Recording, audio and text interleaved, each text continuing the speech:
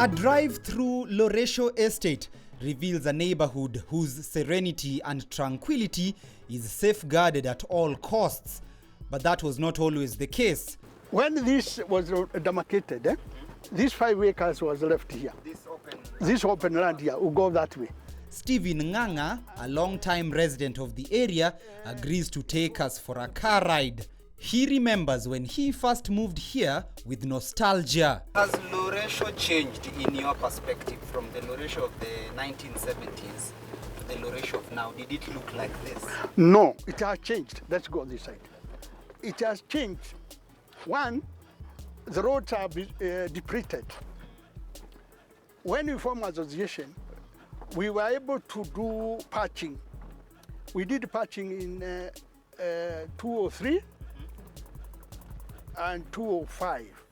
But you know, the cost went up, so the association were not able to do it. The bad roads mostly affects Loresho North, which houses the older estate, even though a few residents have taken up the challenge to enhance the road network within the estate.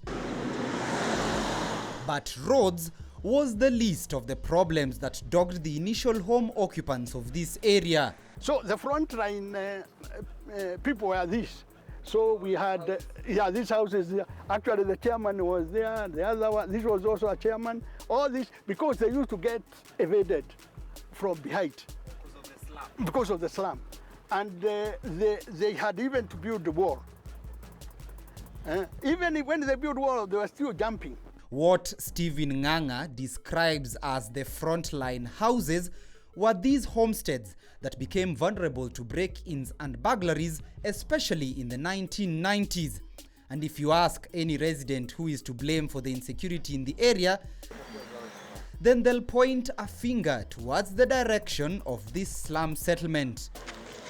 This signpost welcomes you to the Kibagare informal settlement area, a nonchalant neighborhood which houses over 15,000 residents. It began as a small housing settlement area in 1972 for former coffee plantation workers who had labored on the colonial farms which now make up Loresho Estate. But some residents here argue that Kibagare dates further back to 1959 after their forefathers named the area after a special tree. Kibagare ni miti inaitwa Kibagare, yani Lozirigu.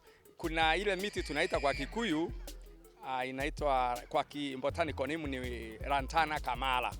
Hiyo ndio ilikuwa hapa. So walikuwa anakuja wanapieka, wale wafanyikazi wanalala hapo chini ya hiyo kitu kama wameweka makaratasi. Kwa hivyo walikuwa nasema tunaenda pale Kibagare chini ya ile miti.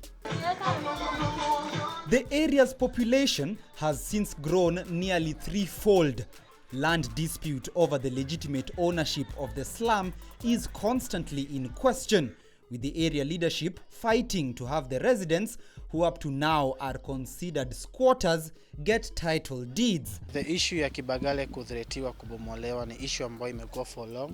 Nakumbuka hata nikiwa kijana mdogo tulikuwa tunaambiwa hapa si kwetu, tunaishi tu kwa muda, tutakuja kutolewa siku moja. And you can imagine this is the only home that I know. My mom was born and brought up here. Mimi pia nikazaliwa na nikalelewa hapa, nikasomea hapa. Sasa mimi nimekuwa mkaaji na kiongozi hapa Kibagare. So this is the only home that we know. Sisi kuwa tukithreateniwa kila wakati na serikali, hati tunakuja kufurushwa. Imekuwa ni fear. We have been living with fear. Another group who also say they have been living in fear are the residents of Loresho, who accuse Kibagare occupants of constantly raiding their homes, necessitating the erection of several gates around the estate to manage the flow of people. The 2000, there were a lot of incidents of break-in, and out of 210 houses, 50% of them were not occupied because of the incident. Because his house is located just next to the slum area, Stephen says he too was once raided but managed to fight off the assailants. And I was picking up the stool, the metal stool, and coming and fighting them. They have never come back. The estate management has since hired security officers to man the various gates. Nikifika hiyo masaa huwezi kupita.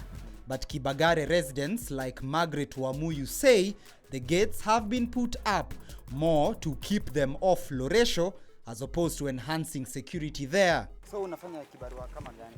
Mimi nikipata ya kufua, nafua, nikipata kutusukuma naenda kuuza. Kama sasa unaenda wapi? Sasa naenda kuchukua mbolea ya kuku. Niko na kashamba kadogo huko ng'ambo ile. Sasa hiyo ng'ambo hiyo ingine ukivuka mto injae hakuna pahali unaweza pitia. Juu hakuna bridge. Tukiweka kabridge kamuti kanachukuliwa. Sasa kuzunguka huko hakuna njia. Wamefunga hizo njia zote na wameweka makofuli. Ukipita huko tena ni trespass. Hakuna pahali pengine. Unless upita hivyo mpaka huko kwa Kasinga ndio ukuje hivi kama bridge imejaa. Na hiyo ni mwendo mrefu. Tena huko mbele kuna msito utapigiwa huko. Sasa unaona tuko na shida ya kupitia. Juu tujia tule tulikuwa tunaingia huko ndani sote walifunika. Huwezi kupita. Sasa hiyo ni shida moja ya kijiji. Juu wanasema sasa kama ni yani nikaa hawataki kuona sisi watu wale wa ni hali ya chini. Juu ni wa hali ya juu. Sisi sasa hatuna mwenyewe. Tukijaribu kuongea hakuna mtu anatusikia. Sasa tunashindwa tuko wapi? Vijana wengi wa Kibagare ni wale ambao wanafanya biashara zao. Wengine wanafanya kama casual laborers kwa makampuni huko Loresho, Westlands. Na wale wengi ni ambao hawayuko kazi ama hawana mahali ambapo wanaweza sema hapa ndio kibarua yangu inatokanga. Zakaria Ambunya is among the lucky few in the slum who have managed to start their own business venture. He, however, says little has been done by local leaders to improve the lives of residents here. Maisha ya Kibagare ni maisha ngumu. Tunapitia maisha ngumu. Sio maisha rahisi vile. Kwa sababu ya kwanza, tunapata viongozi ambaye tunachagua. Wanapoingia mahali hapa, wanatuambia vijana mtapata kazi. Kazi zenyewe wakati wanaingia hatuoni mtu. Tutaona tena baada ya miaka 5. Just meters away from the infamous slum, which occupies about 7 acres of land, is a completely sharp contrast. This is the newly opened Shamba restaurant, a high-end cafe attracting the money-loaded residents of Loresho. Why the name Shamba? Well, it's very much a Kenyan project, and it's all about promoting Kenyan products. Its owner is Michelle Giladi, an American citizen who leased 500 acres of land in Loresho to kickstart this business that is now less than 2 months old. I think the time is right for Kenya for a project like this. I think we've kind of have so many shopping malls at this stage, and I think the novelty of shopping malls hopefully is wearing off. They're there, which is great, but this to me is Kenya. It's such a green city, especially Nairobi, and the fact that we have so many trees and the birds, and it's just a beautiful, and I think Kenyans love to be outdoors especially. Michelle didn't mention how much it would cost to dine here, but I can guarantee you it ain't cheap. And that back bar came from the old barn, so it was all eaten by termites, and this was the picture of the old barn, and this was the entrance to the university. This is where we are right now. Oh, so this was how it looked like. This is how it looked like. These were the cedar posts that are now above the bar, and also dividing the room, and even we've turned them into lights. Oh wow, nice, beautiful. So it's a bit of a progression. Shamba, which has about 40 employees, comprises of this farm shop shaped like an American bun, where Kenya's native vegetables and fruits are up for sale. So we have Campy Kitchen. These are Brown's Crackers. This is from up in Nakuru. They do the jams and pickles. This is Lucky Yogurt, and I think we're the only ones selling this at this point. And this is from Red Hill. It's excellent Greek yogurt with no sugar added. We have Spring Valley Coffee, which is just down the road and roasted locally. I like this. I like the packaging. Yes, and it's all Kenyan. It's very much Kenyan. Michelle's Shamba hopes to nurture and grow an exquisite experience in wining and dining for the residents of Loresho, while maintaining an authentic Kenyan feel. This we've started, this is on Wednesdays. And at the end of the day, things are a little wilted, but this is all coming from Naivasha. And it's a farm called Ecoscapes, and they sell their vegetables here on a Wednesday. And I'm speaking to another farmer from Naramoro that would be coming on maybe a Friday or a Saturday. For the residents of Loresho, who get water twice a week, the estate may as well be the best in Nairobi, whether it's serving up delicacies at a stylish restaurant or fighting to secure a neighborhood from suspicious neighbors. Hatukai na njia nzuri na watu ya Loresho kwa sababu kitu ya kwanza wanachukulia wale watu wanakaa kwa vibanda ama kwa mtaa wa vibanda ni watu walevi, ni watu waizi, na sisi sio hivyo.